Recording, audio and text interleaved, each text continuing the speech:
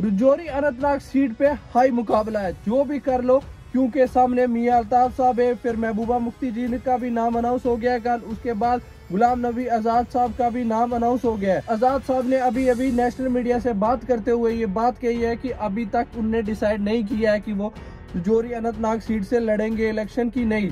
बात हो रही है कि कल महबूबा मुफ्ती जी ने जैसे ही नाम अनाउंस किया है, तो आज क्या हो गया ऐसा जो गुलाम नबी आजाद साहब की तरफ से भी ऐसे बयानात आए हैं। गुलाम नबी आजाद साहब ने कहा है कि मैंने अभी तक कुछ फाइनल डिसीजन नहीं लिया, मेरी पार्टी ने मेरा नाम अनाउंस किया, बट मैंने अभी तक कोई इसका फाइनल डिसीजन नहीं लिया। ये बात करते हुए उन्हें अच्छे खासे नेशनल मीडिया से बात करते हुए ये बात कही है।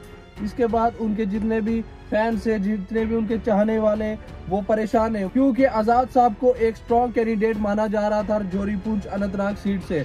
उनके जीतने के चांसेस भी बड़े हाई लग रहे थे, क्योंकि मुकाबला सामने मियां अल्ताफ साहब से और महबूबा मुफ्ती जी से था। तीनों में अगर देखा जाता तो सबसे स्ट्रॉन्ग कैंडिडेट कोई था तो गुलाम नबी आजाद साहब था।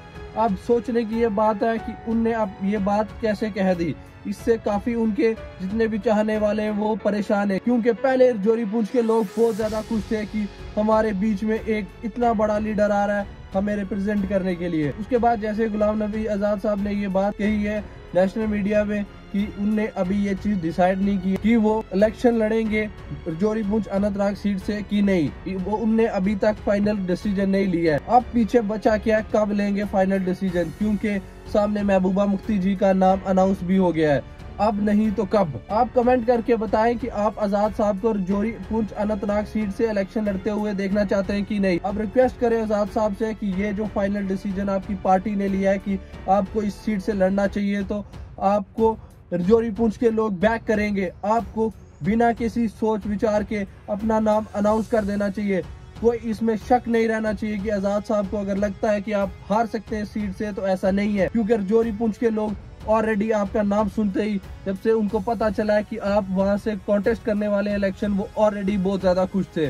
उसके बीच में जैसे आजाद साहब की ये खबर आई है, उसके बाद काफी लोग परेशान हैं कि आजाद साहब शायद ये वाली सीट से इलेक्शन ना लड़े, क्योंकि उन्हें एक क्वेश्चन मार्क डाल दिया है। हमारी भी रिक्वेस्ट है आजाद साहब से कि सामने मुकाबला टक्कर का होने वाला है, क्योंकि सामने महबूबा मुफ्ती जी और मियां अल्ताफ साहब है, पर रजौरी पुंछ के लोग वोट देंगे इस बार बिना कास्ट, बिना रिलीजन और इन सब से दूर होकर अपना राइट लीडर और अच्छा लीडर चुनेंगे। तो आपसे रिक्वेस्ट है, आप ये इलेक्शन जरूर कॉन्टेस्ट करें। हम आपको पार्लियामेंट में देखना चाहते हैं। हम आप जितने भी एनसी की तरफ से जो मियां अल्ताफ साहब है, चाहे पीडीपी की तरफ से महबूबा मुफ्ती जी है, चाहे आपका नाम हो, हम सब चाहते हैं कि एक अच्छा कैंडिडेट इस वाली सीट से जीत कर आए और हमारे रजौरी पुंछ को रिप्रेजेंट करे और हमारे काम करे। शुक्रिया।